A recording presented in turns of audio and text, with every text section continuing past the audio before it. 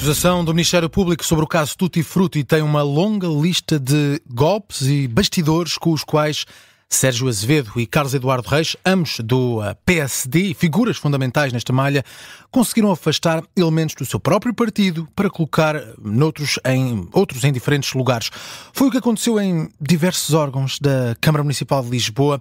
Em 2017, José Eduardo Martins, antigo secretário de Estado, encabeçou a lista do PSD à Assembleia Municipal da capital portuguesa e seria, por isso, o nome que ficaria à frente da bancada social-democrata, o que acabou por não acontecer. José Eduardo Martins, muito bem-vindo. Obrigado por se juntar a nós na Rádio Observador. Na altura, em 2017, foi elaborada uma segunda lista para a bancada do PSD, encabeçada por Luís Newton, o presidente da Junta de Freguesia da Estrela, e José Eduardo Martins decidiu suspender o mandato. Percebeu nessa altura...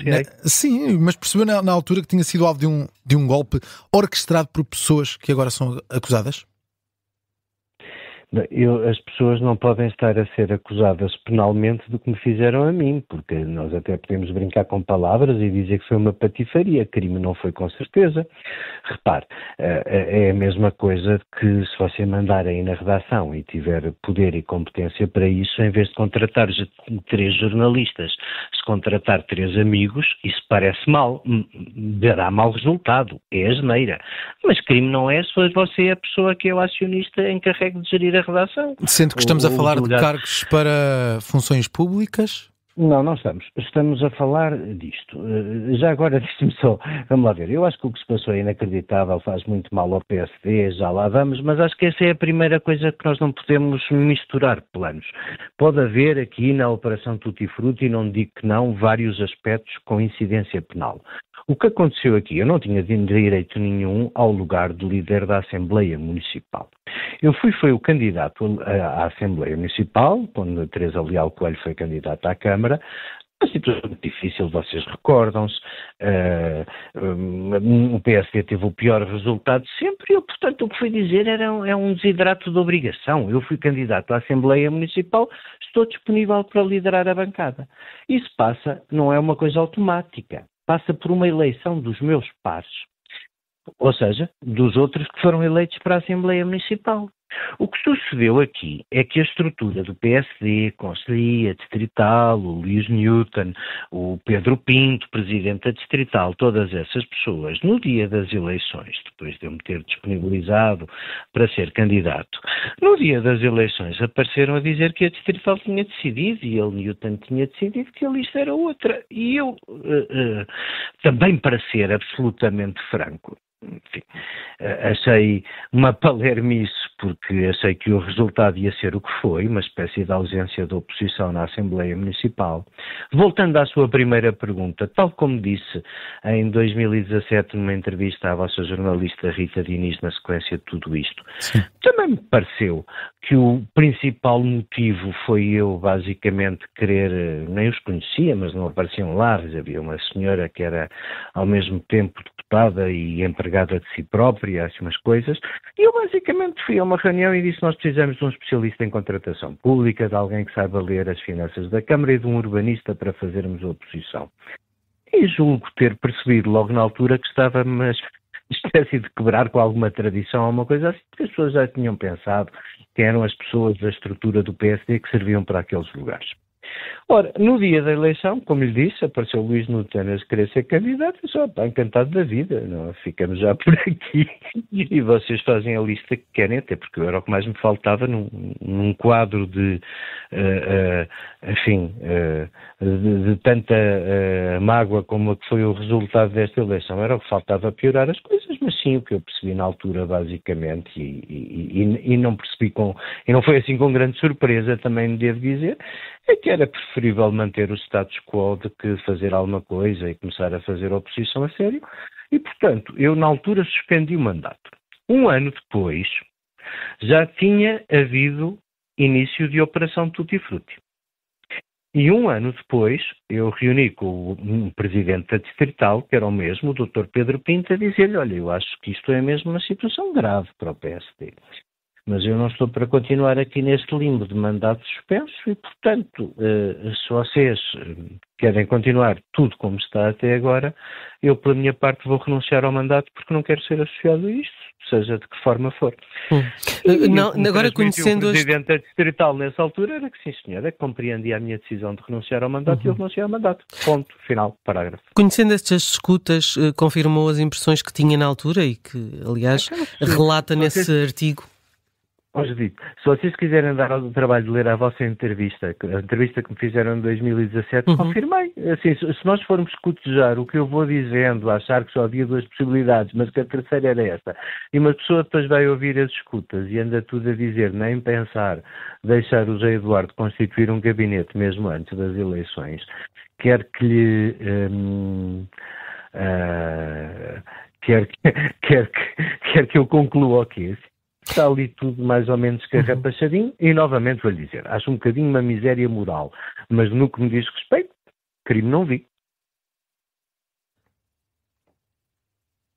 Julgo que a chamada caiu abaixo. Não, ok. Deixamos de ouvir. Peço desculpa, foi sem querer. Estou aqui na mesma. Deixe-me perguntar-lhe o que é que um episódio destes, o seu, os outros que estão patentes na acusação do Ministério Público, podem significar para o PSD?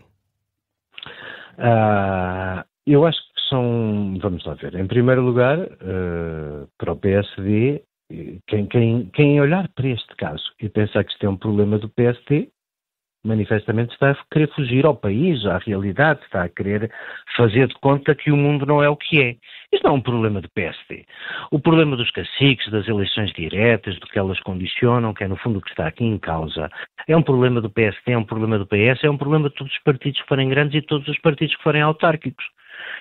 Num partido que nunca teve, felizmente, responsabilidades e que tem 2% ou 3% dos votos, estas questões não se colocam. Estas questões colocam-se porque são da natureza humana nos partidos maiores, em qualquer partido que seja grande e do governo, estas questões colocam-se. Nós fomos privilegiando um modo mais direto, não é? Há 20 anos era imprescindível acabar com a democracia representativa dentro dos partidos e tinha que haver eleições diretas para tudo. Isso fez com que hoje em dia é importante num partido não quem pensa, escreve ou estuda, mas quem tem muita gente para votar nele. E isso é uma lógica humana, inescapável, do PSD e do PS, de todos por igual. E esse é que é o verdadeiro problema. O problema não são 2 ou 3 caciques menores que ninguém conhece do PSD de Lisboa. O problema é o que isto faz aos partidos e o que isto faz à democracia. E sabe qual é o problema? O problema é quando o PSD e o PS, que apesar de tudo são partidos com responsabilidade e pudor, se enredam nestas coisas, aquele partido a quem ninguém exige nem responsabilidade nem pudor, como se constata todos os dias, é o que cresce, é deste, o cogumelo que nasce desta matéria orgânica, digamos assim, para simplificar, é o cogumelo do Chega. Isso é que é muito grave para o PSD, para o PS, para os partidos normais do sistema, porque basicamente estamos a alimentar o partido mais populista, desavergonhado, desprovido de moral que a democracia já teve. E estamos a fazê-lo, de uma forma galopante. E o facto de os envolvidos neste caso, nesta operação Tutti Frutti do PSD, vamos focar aqui a questão, mas manterem os cargos autárquicos, alguns deles, como por exemplo Luís Newton, ajuda também a aumentar essa bolha? Pergunto-lhe se deveriam renunciar a esses cargos. Eu acho que adivinha a minha resposta com facilidade. Sim, claro que deviam. Claro que deviam. Vamos lá ver. Uma coisa, eu não me dei, já sei que está por Lisboa inteira a acusação, mas eu não me dei ao trabalho de a ler, eu tenho lido o que vejo nos jornais. Também há ali muita coisa, as coisas são muito diferentes entre si. Uma coisa, se houve alguma vantagem patrimonial, se os crimes são dessa natureza, muito bem. Agora, eu vejo ali... Eu espero que este processo tenha alguma coisa. Não, sou jurista, do que vejo ao longe, vejo vejo que a montanha pariu um bocadinho um rato. A maior parte destas questões são questões de trica e de intendência política. Agora, acho que as pessoas envolvidas neste processo, neste momento em que preventivamente há uma espécie de tolerância zero com estas coisas, faziam melhor ao PSD se afastassem, mas isso, enfim, vai de cada um. Eu não sou dirigente, não sou nada no PSD, sou um militante como outro qualquer, não tenho pretensão de definir doutrina sobre isso. Enquanto militante, acha que Luís Montenegro devia ter alguma mensagem interna ou externa sobre tudo isto, ao tomar alguma posição mais forte do que aquilo que já tem sido feito pelo partido? Não, acho que é preciso fazer alguma coisa, mas acho quanto menos falar melhor. Mas o que é que acha que deve ser feito? Quando está a dizer que deve ser feito alguma coisa, deve ser algo interno, algum ajuste interno? Se eu quisesse discutir o que acho que nós devemos fazer enquanto associação privada partidária que somos consigo, não dizia que o Presidente devia fazer o mesmo, não leva a mal. Acho que essas coisas precisam, claro que precisam de medidas internas, precisam que as pessoas não estejam a achar que podem fazer tudo e voltar às listas. Acho que é preciso muita coisa. Mas acho que a vantagem para todos nós é que essas coisas que precisam de acontecer não sejam discutidas na praça pública, não tenho interesse nisso. Mudando de tema, hoje Marcos Mendes apresenta a sua candidatura. É cedo ou é o tempo certo? Bom, não é às 6, mas o que faz com que eu não possa ir a FAV, porque hoje tenho de estar em Lisboa e tenho muita pena disso. Acho que os calendários, sem matar a passa a ironia, ainda à sua pergunta, acho que os calendários eleitorais das presidenciais foram todos muito antecipados, mas eu percebo perfeitamente que um candidato institucionalista queira ser o primeiro a desfazer a dúvida. Já vamos tendo poucas, acho bem que elas fiquem desfeitas, acho bem que haja clareza e, sobretudo, acho bom para o PSD. Ambos os partidos fizeram uma coisa que eu, enfim, o PS e o PSD, se fosse dirigente, não teria achado muito acisada, que é uma espécie de comprometimento com a presença nas eleições presidenciais. Porque isso depois deixa os líderes numa espécie de limbo, em que tão depressa as candidaturas são individuais, como o partido não pode deixar de ter opinião, e isso, em relação, no caso do Partido Socialista, resultou num grande problema. Tem um partido muito desunido, com ataques desbragados de militantes do partido a potenciais candidatos do partido, como aconteceu com esta coisa muito pouco edificante entre a doutora Ana Gomes e a potencial candidatura do António Vitorino, mas como dizia, para o PSD o problema está resolvido. No PSD não há divisão, no PSD não há vários candidatos, no PSD há vontade de apoiar esta candidatura do Luís Marcos Mendes e, portanto, venha à clareza. Acho que não é tarde nem é cedo, é o tempo que foi permitido pela circunstância de a candidatura do Almirante Gouveia e Melo provavelmente ter antecipado o calendário de todos e a necessidade de todos de começarem uma campanha mais cedo, porque há um candidato fora do leque partidário com impacto nas sondagens e, portanto, desconfio que vamos ter muito mais presidenciais que autárquicas, que se calhar era mais importante discutirmos, não sei. E Luís Marcos Mendes pode estar à altura de uma eventual candidatura de Henrique Gouveia e Melo? Começa. Claro que sim, mas porquê é que não havia de estar? Um homem com a experiência política do Luís Marcos Mendes, com o conhecimento do país que ele tem, com o conhecimento da realidade das pessoas, com o conhecimento do funcionamento da administração, sem expectativas que não têm consagração constitucional quanto à função presidencial. Acho que sim. Acho que tem tempo. Acho que, enfim, passará muita água debaixo da ponte até ao dia das eleições e eu estou, enfim, o que eu desejava que acontecesse, o que eu, na pouca medida do que posso ajudar a fazer, é achar que se é inevitável termos o Almirante Gouveia e Melo na segunda volta, coisa que eu ainda não dou por adquirida, que falta muito tempo, que seja com o Luís Marcos Mendes. Percebe por que razão há companheiros do seu partido que apoiam o Almirante Gouveia e Melo? As pessoas do meu partido, quem? O engenheiro Ângelo Correia. Por exemplo? Agora assim não ouvi... Não, mas dá-me outro.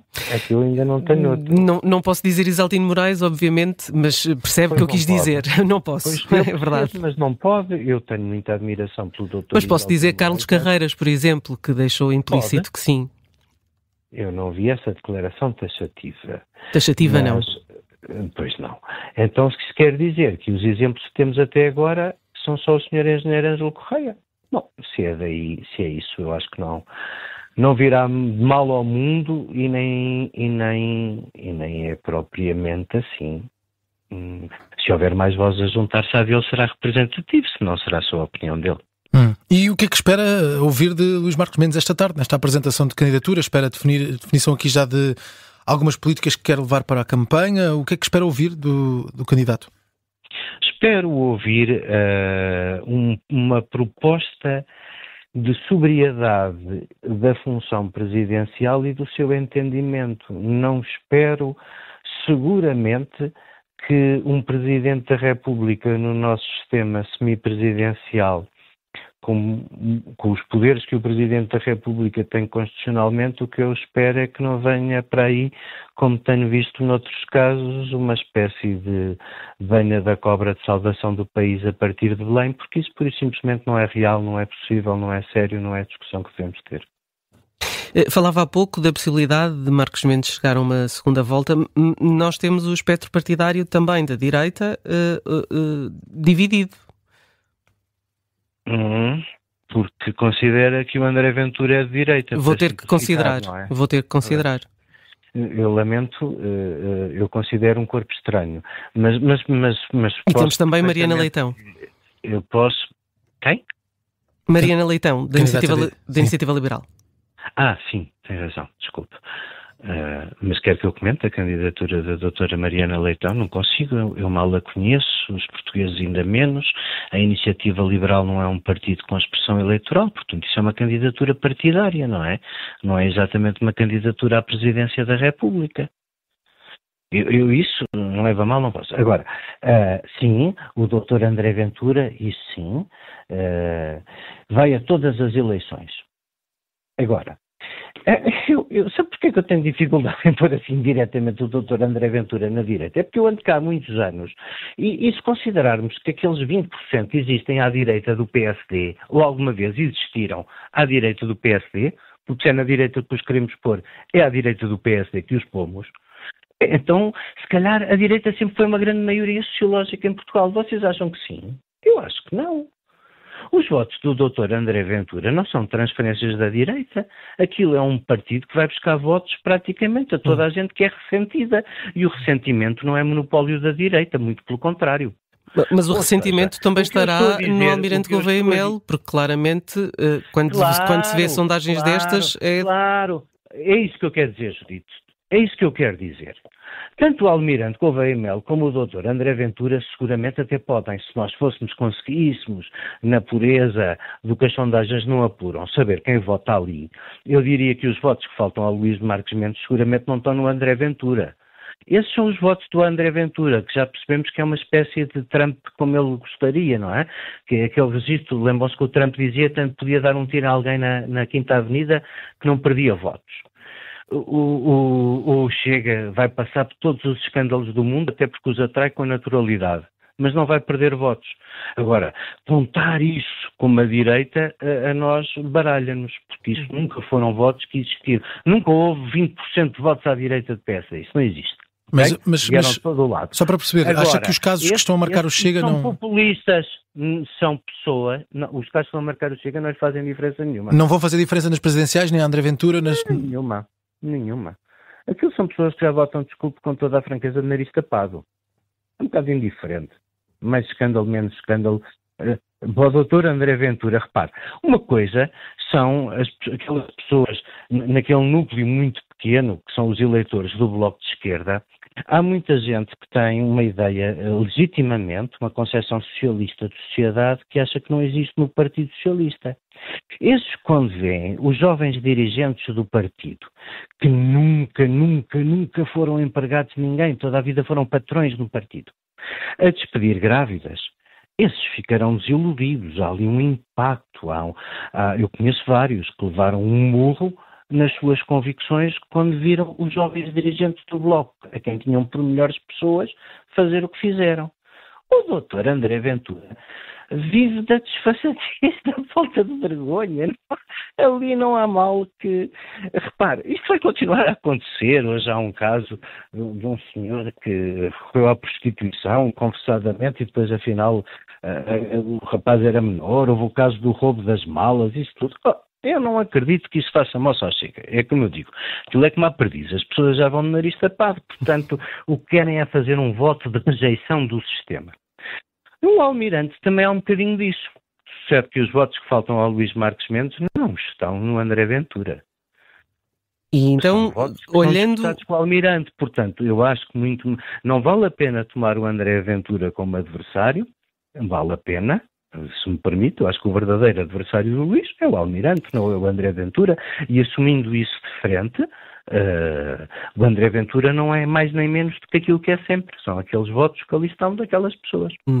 Há uma sondagem que aponta uma segunda volta entre o Almirante e André Ventura. E se este cenário acontecer, Luís Montenegro tem aqui uma derrota pessoal? Ele não é candidato, mas nas leituras que fazemos da política, sim, claro. Então, se isso acontecesse, não era o Luís Montenegro que tinha uma derrota pessoal. São todos nós que pagamos cotas no PSD que tínhamos uma derrota. Não era o Luís Montenegro, éramos todos. Portanto, ficar à frente de André Ventura e, eventualmente, do Partido Socialista é uma espécie de meia vitória? Não, acho que ele permite ganhar na segunda volta. José Eduardo Martins, muito obrigado por ter estado... Estamos tão longe, obrigado eu. Obrigado por ter estado connosco e por ter ido direto ao assunto durante os últimos 20 minutos aqui na Rádio Observador.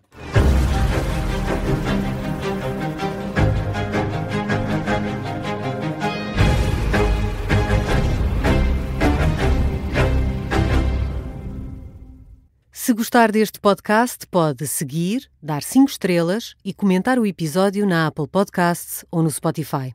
Pode também subscrever e gostar no YouTube. Assim recebe uma notificação sempre que houver um novo episódio.